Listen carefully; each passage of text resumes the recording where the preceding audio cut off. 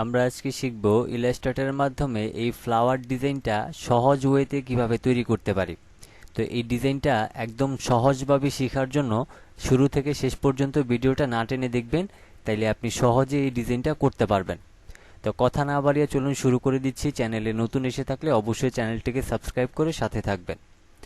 তো সর্বপ্রথম হচ্ছে আমি এখান থেকে আমার এই ডিজাইনটাকে আমি ডিলিট করে দিচ্ছি।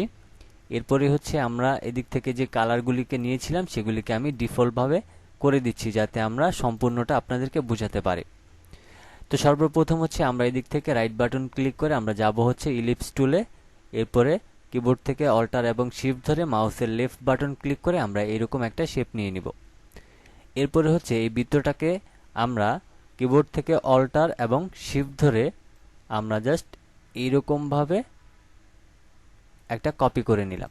এরপর আমরা মাউসের লেফট বাটনটাকে এইভাবে করে ড্র্যাগ করে আমরা যাব এখন হচ্ছে শেপ বিল্ডার টুলে। এরপরে হচ্ছে আমরা কিবোর্ড থেকে অল্টার ধরবো এবং মাউসের লেফট বাটন ক্লিক করে দুই পাশের বাড়তি অংশটাকে আমরা ডিলিট করে দিলাম। এরপরে হচ্ছে আমাদের এখানে যে শেপটা আছে এটাকে আমরা গ্রেডিয়েন্ট কালারে অ্যাপ্লাই করতে হবে। এটার জন্য নর্মালি আমরা এখানে ক্লিক দিলে অটোমেটিক্যালি আমাদের এখানে গ্রেডিয়েন্ট কালারটা অ্যাপ্লাই হয়ে যাবে। এরপরে হচ্ছে নর্মালি এদিক থেকে যে আমাদের ব্লু কালারটা আছে এটাকে টেনে আমরা এখানে ছেড়ে দিয়ে আমরা এই হোয়াইটটাকে মাউসের লেফট বাটন ক্লিক করে জাস্ট নিচের দিকে ড্র্যাগ করলে এটা চলে যাবে। এরপর আমি নর্মালি এটাকে এদিকে চাপাই দিলাম। এরপরে হচ্ছে আমরা এদিক থেকে এই কালারটাকে ড্র্যাগ করে এখানে ছেড়ে দিলাম এবং এটাকে ডিলিট করে দিলাম।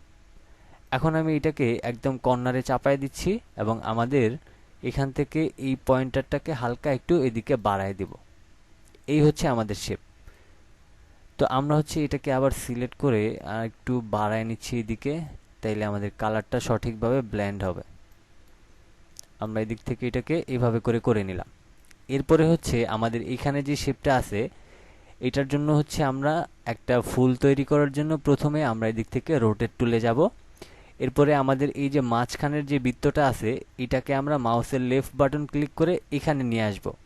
ঠিক আছে, তবে এখানে একটা কথা আছে, আমরা যেহেতু এটাকে রোটেট করব সেক্ষেত্রে হচ্ছে আমরা এই বৃত্তটাকে এখানে আনার আগে আমরা কিবোর্ড থেকে যেটা ব্যবহার করব সেটা হচ্ছে অল্টার এবং মাউসের লেফট বাটন এখানে ক্লিক করলে আমাদের সামনে ঠিক এইরকম একটা অপশন আসবে।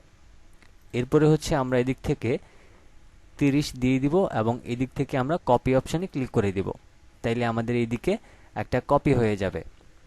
এরপরে হচ্ছে এই যে বৃত্তটা দেখতে পাচ্ছেন এটা সিলেক্ট থাকা অবস্থায় কন্ট্রোল ডি প্রেস করতে থাকবো এবং যতক্ষণ পর্যন্ত আমাদের সবগুলি শেপ না হবে ততক্ষণ পর্যন্ত। তো হয়ে গেল আমাদের সবগুলি শেপ।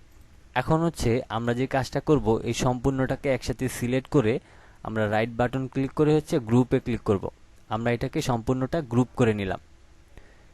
এরপরে হচ্ছে আমরা যাব হচ্ছে ইফেক্টে, ইফেক্ট থেকে হচ্ছে আমরা যাব ডিস্ট্রোক অ্যান্ড ট্রান্সফর্ম, এরপর হচ্ছে ফ্রি ডিরেক্টর।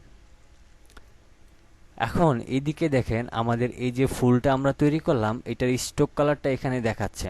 তো এদিক থেকে হচ্ছে আমাদেরকে যে কাজটা করতে হবে মাউসের লেফট বাটনটাকে ক্লিক করে প্রথমে এতটুকু বাঁকা করে নিতে হবে। এরপরে এই কর্নারটাকে মাউসের লেফট বাটন ক্লিক করে জাস্ট এই কর্নারটাতে বসাই দিবেন। এখন হচ্ছে এই যে কর্নারটা আছে এটাকে জাস্ট আপনি নর্মালি এখান থেকে টেনে এই কর্নারে নিয়ে আসবেন। এরপরে এদিক থেকে ওকে করে দিবেন। তাইলে দেখেন আমাদের ফুলের শেপটা কিন্তু পরিবর্তন হয়ে গিয়েছে। এরপরে হচ্ছে আমরা এটা সিলেক্ট থাকা অবস্থায় আমরা যাব হচ্ছে অবজেক্টে, অবজেক্ট থেকে এক্সপ্যান্ড অ্যাপারেন্স, তাইলে আমাদের যে ঝামেলাগুলি ছিল সেগুলি আমাদের চলে যাবে। এবার হচ্ছে আমরা এটাকে এডিট থেকে copy, edit, paste in font. ঠিক আছে, এখন হচ্ছে আমি কর্নারে ধরে শিফট ধরে জাস্ট এটাকে আমি ঘুরাই নিলাম। তো হয়ে গেল আমাদের সহজেই কিন্তু একটা ফুলের ডিজাইন। তো আশা করছি আপনাদেরকে এই বিষয়টা ক্লিয়ার করতে পেরেছি। আজকের মতো এই পর্যন্তই ছিল। সবাই ভালো থাকবেন, সুস্থ থাকবেন। আল্লাহ হাফেজ।